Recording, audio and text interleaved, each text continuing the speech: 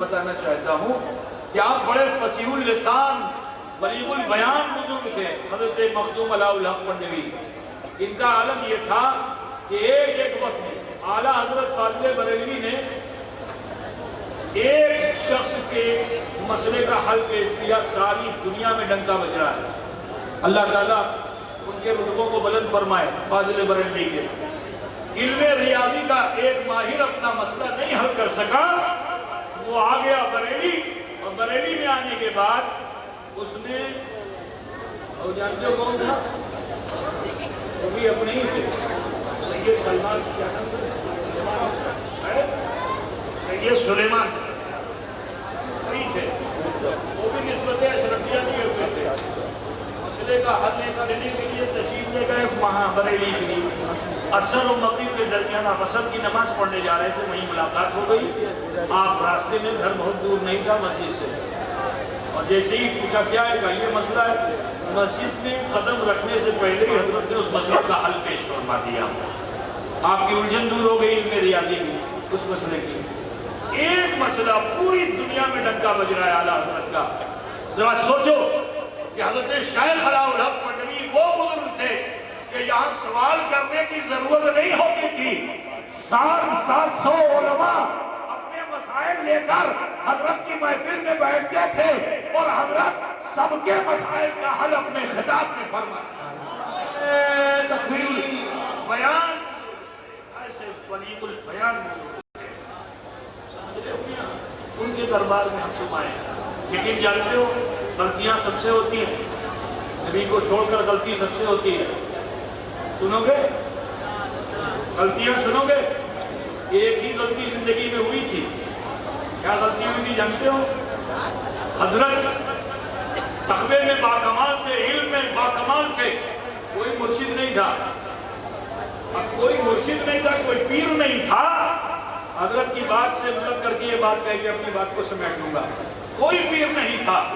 تو ایک بیچارہ آ گیا، جیسے تم لوگ آئے ہوئے ہو نا، ایسے ہی حضرت کی محفل میں ایک آ گیا. حضرت کی محفل میں سب عالم ہی بیٹھتے تھے زیادہ. وہ بیچارہ آ گیا. تو عالم اور جاہل دونوں میں فرق ہوتا ہے. دونوں بیٹھیں گے تو بھی چہرے کی رنگت بتا دے گی کہ یہ عالم ہے یا غیر عالم ہے. ٹھیک ہے نا؟ چاہے جتنی بڑی داڑھی رکھے ہوئے ہو، ہر داڑھی والے کو عالم نہیں سمجھ سکتے ہو. ٹھیک ہے؟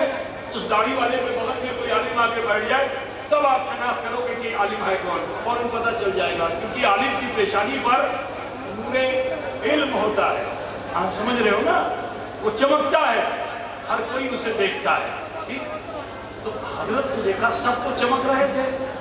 یہ تھا حضرت ٹمٹماتا ہوا فراق تاجر، اس کے پاس تو علم نہیں تھا. تو حضرت نے حضرت شیخ علاء الحق بندوی نے اس سے پوچھا کہ بھائی تم کس کے مرید ہو؟ بڑا مزاج ہوتا ہے نا. فرمایا تم کس کے مرید ہو؟ کہا میں گنج شکر کا مرید ہوں. بڑے فخر سے، مرید تو اپنے پیر میں ناز کرتا ہے نا. کہا میں گنج شکر کا مرید ہوں. جی. تو حضرت نے بھی ازراہ مزاحی فرمایا تھا. کہا تیرا پیر گنج شکر ہے اور میں گنج نبات ہوں. یعنی تیرا پیر چینی والا ہے اور میں مصری والا ہوں. پوچھتے سے مصری، اگر مصری پوچھتے نہیں پوچھتے، میں مصری والا ہوں، ہے نا؟ تو مرید چڑھ گیا. مرید بہت خفا ہوا. کیا بولتا؟ کھیپے گلے، ہے نا؟ اب جب کھیپے گلے تو اب کیا کرے؟ وہاں تو اس کا کوئی ساتھی سنگی نہیں. چنتا رہتا، ٹینشن میں، بہت ٹینشن رہتا. کیا کروں؟ ایسے پیر کے پاس گئے جو میرے پیر کی شان کیسا کرتے ہیں. بڑے جلال میں تھا. کہاں چلوں گا بابا فرید کے پاس اور جا کے بابا فرید سے شکایت کروں گا. ابھی بیچارہ راستے میں تھا. میرا خیال ہے اتر پردیش ہی پہنچا ہوگا کہ حضرت کا انتقال ہو گیا، بابا فرید کا انتقال ہو گیا. اب جو بابا فرید کا انتقال ہو گیا تو اس کو بڑا افسوس ہوا، خبر لگی. تو بہرحال دل کی تسلی کے لیے کہا چلو حضرت سلطان المشائخ کی بارگاہ میں، حضرت محبوب الہی کی بارگاہ میں، حضرت کے خلیفہ ہیں، ان کو تسلی ہوگی. اب وہاں گیا تو وہاں بھی حال وہی تھا. حضرت کی محفل میں بھی علماء ہی پر حضرت کی توجہ ہوتی تھی، محبوب الہی کی.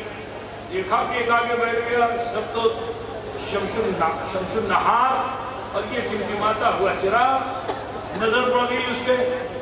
پوچھا بھائی تو اتنا مطمئن کیوں ہے؟ کہا نہیں حضور کو ایسی بات نہیں. کہ بتا کیا بات ہے؟ کہا حضور میں بنگال گیا تھا, وہاں ایک صوفی درویش عالم سے ملا تھا, اس نے مجھ سے پوچھ لیا تھا کہ تو کسی سے مرید ہے؟ تو میں نے کہہ دیا گنج شکر کا مرید ہوں.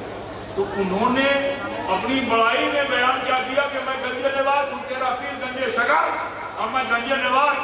حضرت محبوب الہی بھی بابا فرید ہی کے مرید تھے, خلیفہ تھے, ان کو بھی جلال آ گیا.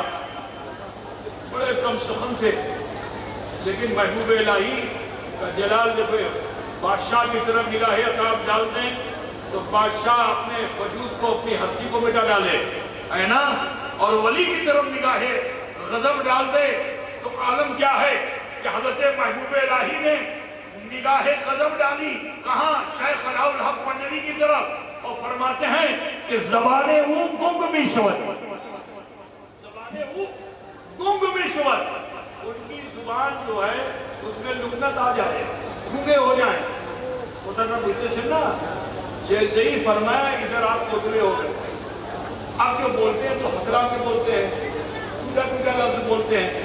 مثال کے طور پر فصاحت اور بلاغت کا انبار لیے ہوئے مولانا معین الدین اشرفی آئے. اب خدا نہ خواستہ اگر ان کی زبان میں تھوڑا تطلاحات آ جائے تو بولو ان کو شرم آئے گی کہ نہیں آئے گی؟ آئے گی نا. اور جب شرم آئے گی تو محفل چھوڑ کر کہیں تنہائی اختیار کریں گے, کوئی ملے گا تو ملنا نہیں چاہیں گے. حال شیخ علاء الحق کا بھی یہی ہوا کہ آپ مرجع خلائق تھے, سینکڑوں کی تعداد میں علماء کے پاس اپنے مسئلہ حل کرانے کے لیے آتے تھے. ذرا سوچو, اب جب ان کی فصاحت پہ رکاوٹ آ گئی, ان کی بلاغت پہ رکاوٹ آ گئی تو اب بڑے بے چین ہوئے, کیا کریں؟ تو انہوں نے ایک ترکیب لگائی, کہا کچھ نہیں, اب مجھے کوٹری میں بند ہو جانا ہوگا, کسی سے نہیں ملنا ہوگا.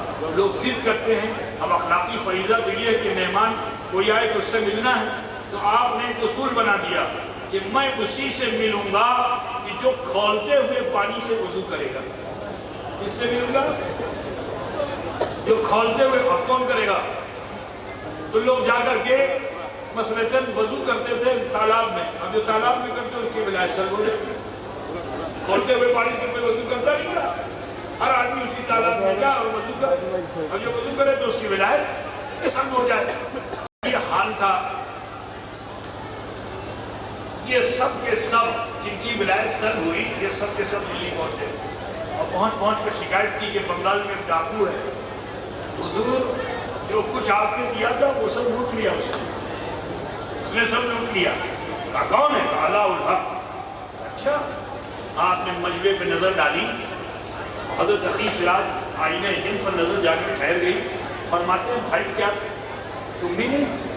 کیونکہ سب نے نگاہیں جھکا دی, سب نے نگاہیں جھکا دی تھی, ہمت کسی کی نہیں تھی کہ حضرت کی نظر نہ جانے کس پہ ٹک جائے گی, کس کو حضرت منتخب فرما لیں گے. تو سب نے نگاہیں جھکا لی. حضرت نے بھی جیسے نگاہیں جھکانی چاہیے تو حضرت علاء الحق پنجوی نے فرمایا کہ بھائی کیا تم بھی نہیں؟